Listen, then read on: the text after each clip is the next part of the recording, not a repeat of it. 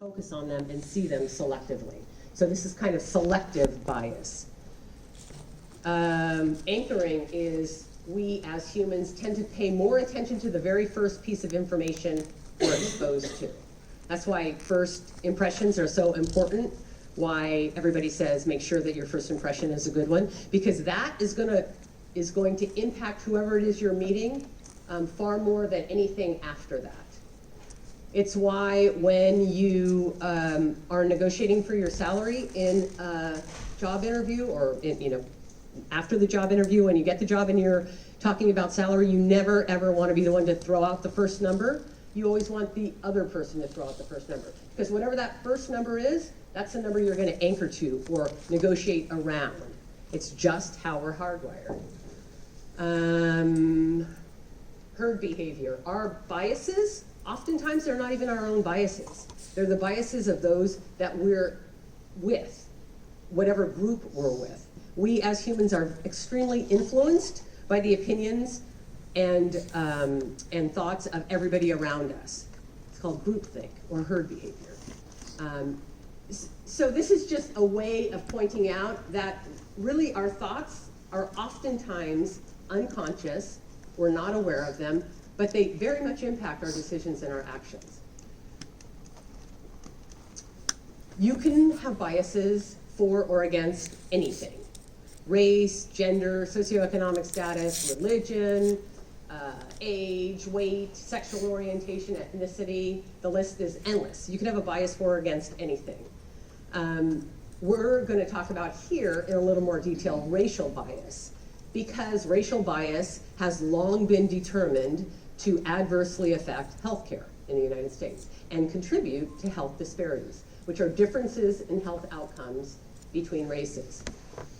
So racial bias is a negative evaluation of one group and its members relative to another group, or otherwise called social stereotypes. And it can lead to instant judgments and decisions about people.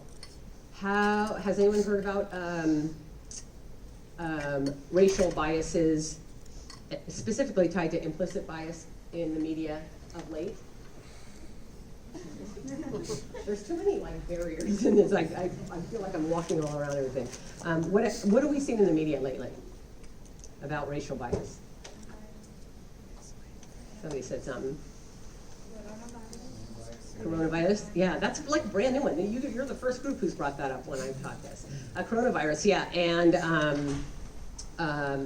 showing prejudice and stereotyping against Asians specifically. Although I did read something that said coronavirus was just as likely to be to come out of a pork farm in Iowa as it was whatever the live, animal farm in China. But yes, that's one thing. What else? That's a super recent one. Oh, haven't heard that one. Oh. Like linking poverty and color? Okay. It was like a slip of the tongue, but it was clear saying that it was very. Okay, so maybe his unconscious was coming out. What else? Starbucks, you guys remember Starbucks a couple years ago, a couple of summers ago? 2 black males were waiting in a Starbucks, not having bought anything, for a third, I think, business partner or client or something. And the manager somehow determined that they were threatening, dangerous, called the cops and had them arrested, and they were taken out in handcuffs. Does that ring a bell? You guys remember that?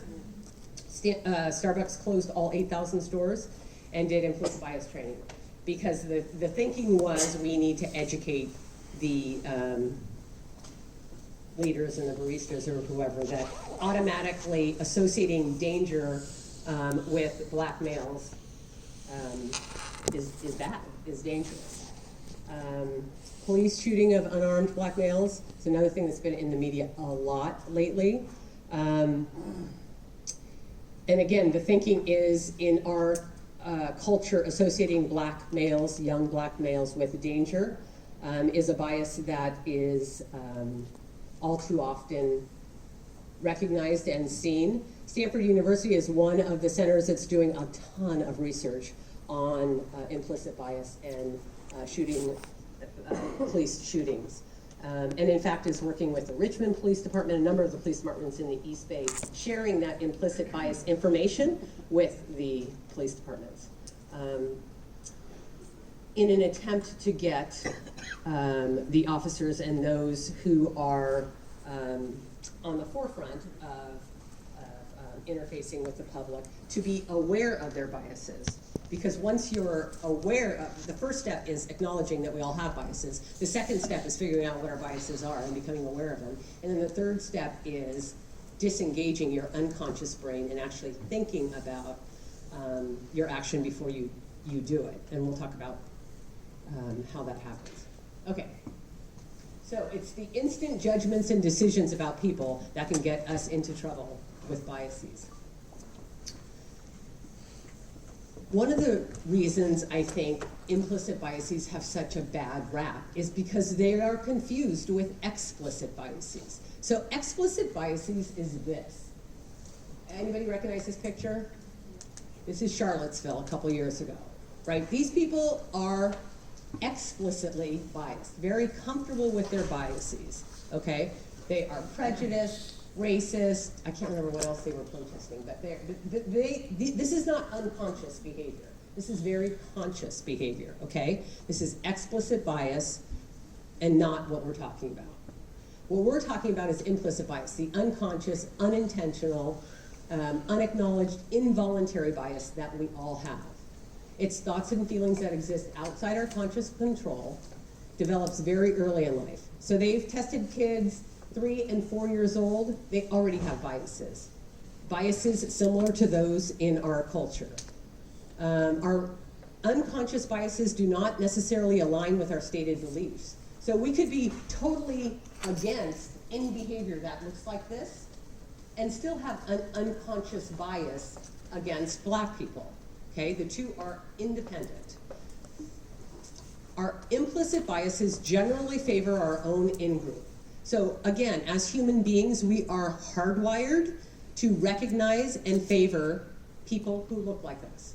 Okay, way back in the day when there were villages and tribes, we were hardwired to recognize those who were with us versus those who weren't with us. And it was a survival thing. We don't have to worry about villages and tribes anymore, but don't worry, we've created our own social constructs of race and class and those kinds of things. So we are hardwired to favor our own in-group. Yeah. So between explicit and implicit, like was it the Brock Turner kid, right? That had that actually was from Standford, heinous crime, but white dude, and got 6 months. So is that implicit or explicit? Because it's young white dude getting a soft sentence, but also it was objectively looked at as affluenza, or he's from whatever. He's a good kid that made a mistake. So that seems is that kind of both? So do you guys know what he's talking about? The Chanel Miller book. It's a great book. I'm at the very end of it. It's called. that's not you're thinking about the story. She wrote a book. The Victim was just published within the last couple of months, and it was a sexual assault on Stanford's campus by a white affluent male. She is half Chinese, female, and he was found guilty of all 3 charges against him, 3 felony charges, and then he got 6 months in jail.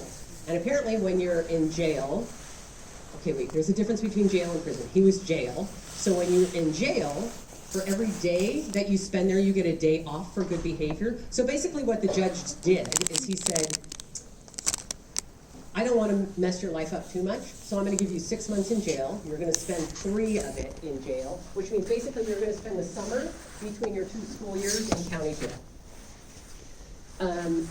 And the thinking was that it was because he was white, affluent, well-educated, well-connected. He was a swimmer and a good one, and so he got a super lenient sentence. I would say that's probably both implicit and explicit bias. Again, haven't read the end of the story yet. I know how it ends, and the judge gets voted out. He's not a judge anymore.